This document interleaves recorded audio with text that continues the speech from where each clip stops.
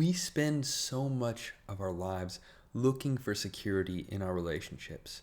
We look for approval from others. We want to be loved and admired by people. And that's perfectly human. It's something innate in us to want to be loved and to be cherished by people. But so often that leads us to performance anxiety, to feel like we have to be worthy, to earn people's love, to earn their admiration. Because that's so much how the world works and so much of how the world teaches us to be. I know it's taught me that if I want to be admired, I have to do something worthy of that admiration. And this can lead us to very sickening positions where we are constantly always trying to perform, constantly trying to make others love us, even when we don't love ourselves.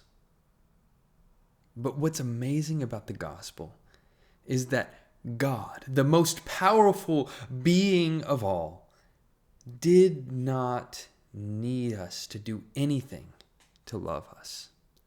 Instead, we read that in Romans chapter 5 and verses 6 through 8, he says, "For while we were still weak, at the right time Christ died for the ungodly. Indeed, rarely will anyone die for a righteous person, though perhaps for a good person someone might actually dare to die.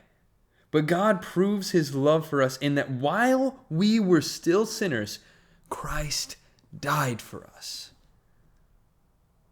We didn't have to perform for him.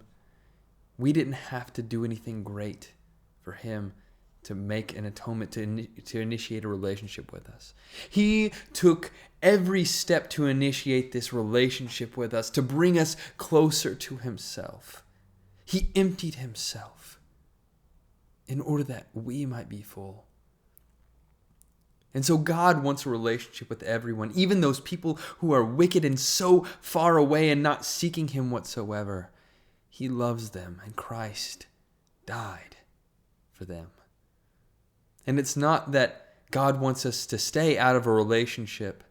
It's rather an invitation, a demonstration that God is willing to completely go out of his way in the most extreme way possible in order that we can have salvation and safety and security. So we don't need to do anything to be loved. We simply are loved by God. And that is one of the most comforting passages of the gospel. That we are loved and cared for by a Creator that loved us even in our worst moments. And I hope that will encourage you today.